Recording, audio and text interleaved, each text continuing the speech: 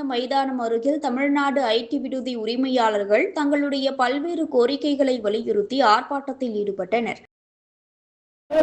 மின் கட்டணத்தை மாற்றுங்கள், குறையுங்கள் குறையுங்கள் குறையுங்கள் குறையுங்கள் மின் கட்டணத்தை குறையுங்கள், மாற்றுங்கள் மாற்றுங்கள் மாற்றுங்கள் மின் கட்டணத்தை மாற்றுங்கள், குறையுங்கள் குறையுங்கள் மின் கட்டணத்தை குறையுங்கள், மாற்றுங்கள் மாற்றுங்கள் சொத்து வரியை மாற்றுங்கள், மாற்றுங்கள் மாற்றுங்கள் சொத்து வரியை மாற்றுங்கள், மாற்றுங்கள் குடிநீர் வரியை மாற்றுங்கள், மாற்றுங்கள்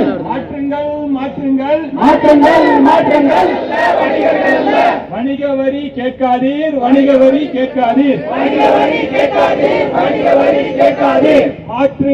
மாற்றுங்கள் மின் கட்டணத்தை மாற்றுங்கள், குறையுங்கள்.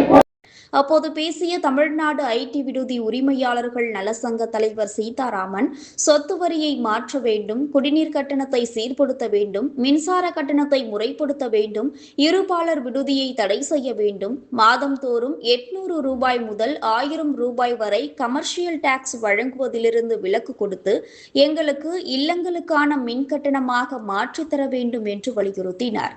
அரசு மின்சார கட்டணத்தை குறைத்தால் தாங்களும் விடுதி கட்டணத்தை குறைக்க தயாராக இருப்பதாக தெரிவித்த அவர், இருபாலர் தங்கும் விடுதிகளில் போதைப் பொருட்களை பயன்படுத்துவதால் அதனை தடை செய்ய வேண்டும் என கேட்டுக்கொண்டார். தமிழ்நாடு ஐடி விடுதியாளர் சங்கத்தின் சார்பாக இன்னைக்கு ஒரு போராட்டம் நடத்தி கொண்டிருக்கிறோம்.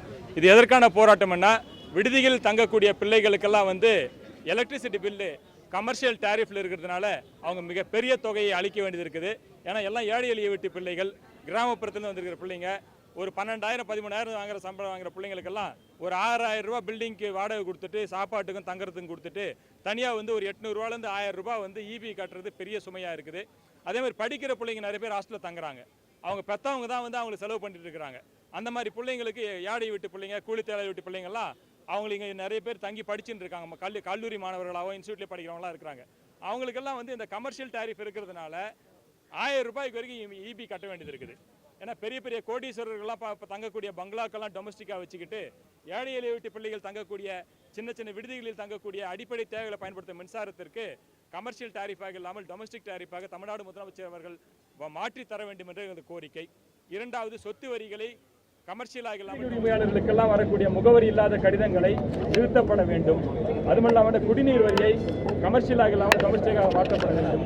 அதே மாதிரி தமிழ்நாட்டினுடைய கலாச்சாரத்திற்கும் பண்பாட்டிற்கும் மரபிற்கும் குடும்ப உறவு முறைகளையும் குழி தோண்டி புதைக்கின்ற கார்ப்பரேட் நிறுவனங்களால் நடத்தப்படக்கூடிய போலி எனப்படும் இருபாலர் தங்கும் விடுதிகள், ஆணும் பெண்ணும் இணைந்து மாத கணக்கில் வருட கணக்கில் ஒரே அறையில் தங்கக்கூடிய விடுதிகள், எந்த சட்டமும் எந்த வரைமுறையும் இல்லாமல் நடக்கின்ற போலி விடுதிகளை தடை செய்ய வேண்டும் என்று தமிழ்நாடு முதலமைச்சர். மேலும் இந்த ஆர்ப்பாட்டத்தில் மாநில செயலாளர் மற்றும் மாநில பொருளாளர் உட்பட விடுதியில் தங்கியுள்ளோர் என சுமார் 1000க்கும் மேற்பட்டோர் கலந்து கொண்டனர்.